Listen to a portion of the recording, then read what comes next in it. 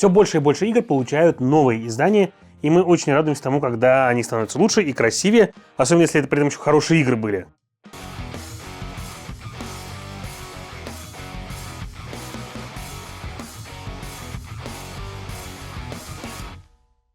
Итак, всем привет! С вами Юра, вы смотрите Geekmedia, на столе у меня сегодня средние века. По-настоящему эта игра раньше называлась по-другому, она называлась Majesty, даже выпускалась на русском языке, и она была основана на карточном движке. Эта игра впервые вышла в 2017 году, автором ее является Марк Андре, автор всем известной Роскоши. Обалденная игра, что одна, что другая. И раньше это была карточная игра, то есть она была на карточном движке, и она была, конечно, не такая красивая.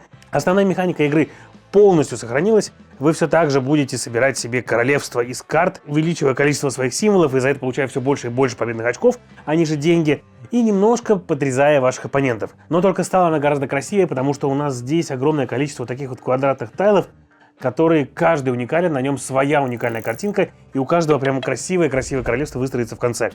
Но как оно выглядит, вы узнаете ближе к концу обзора, а сейчас поехали разбираться, как играть в средние века.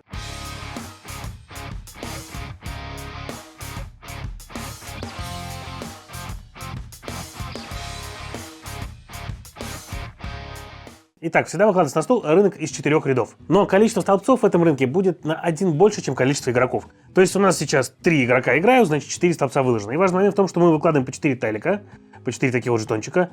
Сначала кладем их рубашками вниз, это очень важно, потому что мы должны выстроить их, то есть нам, например, пришли 4 разных тайла, 1, 2, 3, 4.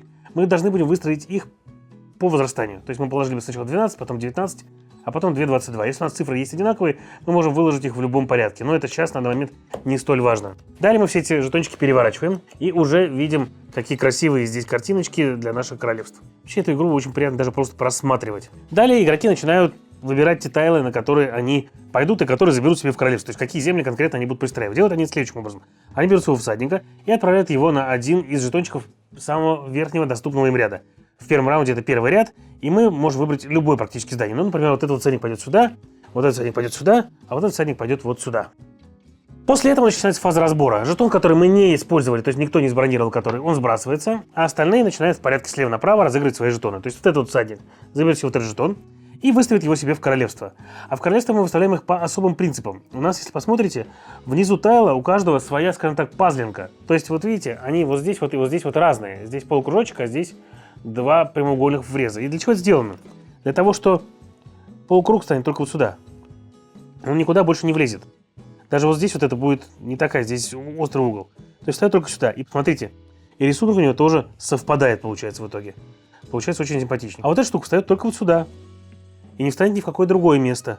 И важно в том, что если мы берем, например, тайлик, который вставал бы вот сюда, он еще и с тем, который слева от него и справа от него состыкуется по методу пазла. И у вас будет прямо непрерывная картинка вашего королевства. Слева у вас будут фермы, потом мельницы, потом жилые дома, крепостная стена и так далее, и так далее. То есть этот игрок у нас забрал эту штучку, и дальше он ее сразу разыгрывает. Розыгрыш происходит следующим образом. Мы здесь будем всегда получать деньги за то, что, соответственно, у нас есть на нашем планшетике. В зависимости от того, куда мы положили наши вот эти вот тайлики и части королевства, мы будем получать разные суммы и разные дополнительные эффекты. К ним давайте вернусь немножко попозже. Главное понимать, что это основной движок игры, и он вам принесет победные очки, за счет которых вы выиграете. Своего же рыцаря на коне он выбирает и отправляет в следующий ряд. То есть, смотрите, чем раньше вы встали в этом ряду, тем раньше вы будете выбирать, куда пойдете в следующем ряду, и тем больше будет возможностей получить именно то, что вы хотите со следующего ряда. То есть, например, если через ряд у вас лежит тайл, который вам очень хочется, например, церковь, например, да, и вы понимаете, что вам он очень нужен, но сейчас в этом ряду вам никаких тайлов полезных нету, то пойдите-ка вот сюда вот, и в следующем раунде вы выбирать будете первым. Второй игрок, то есть я забрал себе вот этот вот тренировочный лагерь, а третий игрок забрал себе прямо дворец. Но зато я выбираю вторым, то есть я, например, пойду вот сюда, а он выбирает третьим, он пойдет, например, сюда. Теперь мы вернемся к тому моменту, когда и что мы разыгрываем здесь. У нас вот на этом планшетике по факту есть памятка по всему, что мы делаем. Пристроил ферму? Получи эффект, получи 1 денежку за каждый символ жителя на твоих жетончиках. А символ жителей у нас бывает, например, вот здесь. То есть вот если бы у меня было вот так вот, и я сыграл бы ферму, я получил бы 1, 2, 3 денежки только за сам эффект фермы. А дальше я получил бы по 2 денежки за каждую ферму, то есть еще 2 денежки. Итого 3 и 2, 5 денег я получил себе. Далее, мельницы. Когда вы строите мельницу, то есть вот так вот, Вы говорите о том, что если у других игроков меньше мельниц, чем у вас, вот в данном случае, например, у них по нулю, а у меня одна, они обязаны мне были бы отдать по 2 монетки. И также получая по 2 денежки за каждую мельницу. Жилые дома позволяют нам вернуть здания, те, которые у вас были разрушены, и здания здесь вам могут действительно разрушить. Крепости. Крепости позволяют вам взять и забронировать где-то жетон в следующем ряду. Вот эти вот развлекательные мероприятия не позволяют вам получать деньги за сундуки, плюс, соответственно, они уже дают денежки, как и башни, уже за 2 вида зданий. То есть, когда вы башню или когда вы это построили, вы уже за 2 вида зданий получаете по 2 монетки. Далее происходит война, и те, у кого, соответственно, меньше крепостей, чем у вас тренировочных лагерей, отдают вам деньги. При этом вы еще разрушаете им какое-то место. То есть самое левое обычно, вот так вот, и оно уходит вот сюда, вот здесь вот лежит. До тех пор, пока вы не построите себе жилое здание, не сможете его вернуть обратно себе в королевство. Церкви. Церкви — это очень прикольная штука, интересная. Во-первых, они дают вам по 3 денежки за каждую церковь, которая была. То есть первая церковь 3, вторая даст вам уже 6, третья даст уже 9. Это круто. Но при этом они же позволяют вам подложить вот такой жетончик вот куда-то. И как вы видите, здесь все в этой игре сделано для того, чтобы игрокам было комфортно и удобно играть в эту игру. Толстый картон, приятные стыки для всего, и вы всегда будете понимать, что конкретно куда подсунуть. То есть, например, вот вы видите, да, что здесь нарисована монеточка, и у вас здесь по слотикам есть такие штучки. То есть вы взяли сюда вот и добавили. И она здесь вот уже ограничена теперь, больше вы сюда добавить ничего не сможете. Но с другой стороны, если, например, я построил церковь и подложил вот эту штучку за вот этот эффект, то в данный момент потом я спускаюсь вниз и использую вот это. И я уже получаю 4 монеты за церковь. Это прикольная тема. Замки, дворцы позволяют вам, если вы их построили сюда, положить немножко другой вид жетона. В частности, это жетон, который позволяет вам увеличить количество зданий, за которые вы будете получать те или иные деньги. И, например, если я возьму и подложу вот сюда вот ферму, то по 4 денежки я буду получать уже не только за церковь, когда я строю церковь, но и за каждую ферму, которая у меня есть, что очень и очень много. Важный момент в том, что вот эти тайлы, это я сейчас разобрал просто для того, чтобы вам показать, как это все дело выглядит, они постепенно возмещаются. То есть только вы перешли на следующий уровень, предыдущий уровень у вас закрывается новыми тайлами, и там появляются новые. То есть всегда в розыгрыше вы будете видеть 4 ряда, за исключением последнего раунда, когда игра уже заканчивается, тогда уже рядов останется меньше. А как же исчисляются ряды? Когда вы дошли до 4-го ряда и разобрали его, разыгрывается вот эта карта, первая. И эти карты, их достаточно много в игре, они добавляют разнообразие. Это дополнительные условия, там что-то происходит и что-то случается. Все они описаны, все они с уникальными картинками, иллюстрациями, и все они дают различные эффекты, иногда позитивные, иногда негативные, и к ним нужно готовиться. В частности, например, вот это дало нам по 3 денежки за каждую крепость, которая у нас есть. Если бы в этом раунде я набрал много крепостей, я был бы молодец. А вот это, например, говорит нам о том, что нам нужно разрушить у себя один замок.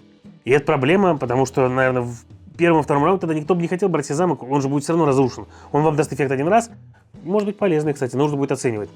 И уйдет в разрушенное. А то в конце игры вы смогли бы себе восстановить замок вот по этому эффекту. Каждый раз, когда эффект разыгрывается, карточка переворачивается, и тем самым, когда вы перевернете 4-ю карточку, ваша игра закончится. И вот в этот момент тот, у кого больше всего денег, они же победные очки, выигрывает в игре. То есть каждую партию вы разыграете 16 тайлов каждый. У вас будет 4 раунда, и в каждом раунде вы возьмете себе по 4 жетончика. Да, конечно, какие-то у вас выйдут в разрушенное, но, возможно, вы их и вернете обратно. То есть максимально на игровом поле у вас будет 16 тайлов.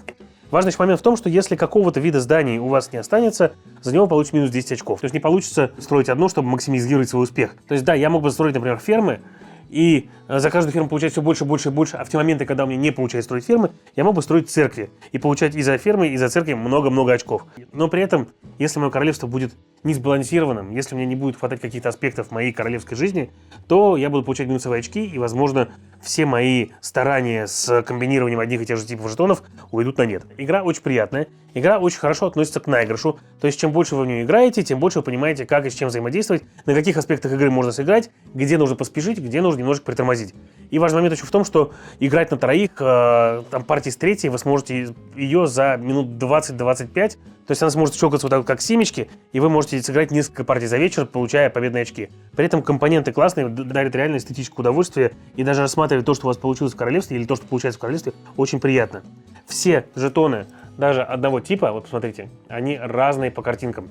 Не только по эффектам, но и по картинкам. Все уникальны. Это прям визуальный эстетический кайф. По правилам игра очень простая. И играть можно даже с детьми, но не младшего возраста, конечно, разумеется, потому что они не смогут читать. Но с теми, кто неплохо читает, уже можно спокойненько разбираться и играть. А так что, если вам нужна красивая, хорошая игра, которую можно сыграть несколько партий за вечер, или можно сыграть между другими партиями, с единственным минусом того, что она занимает достаточно много игрового места на столе, то есть, понимаете, у вас будет лежать 16 жетонов у каждого, плюс вам нужно положить еще 16 жетонов в центре стола, еще карты, и жетон надо разместить, это достаточно много места. Ну, а помимо этого, игра очень приятная, и можно с ней в гости ходить и показывать людям, которые мало играют в настолки. И это все на сегодня. С вами был Юра, вы смотрели Geek Media. Всем пока.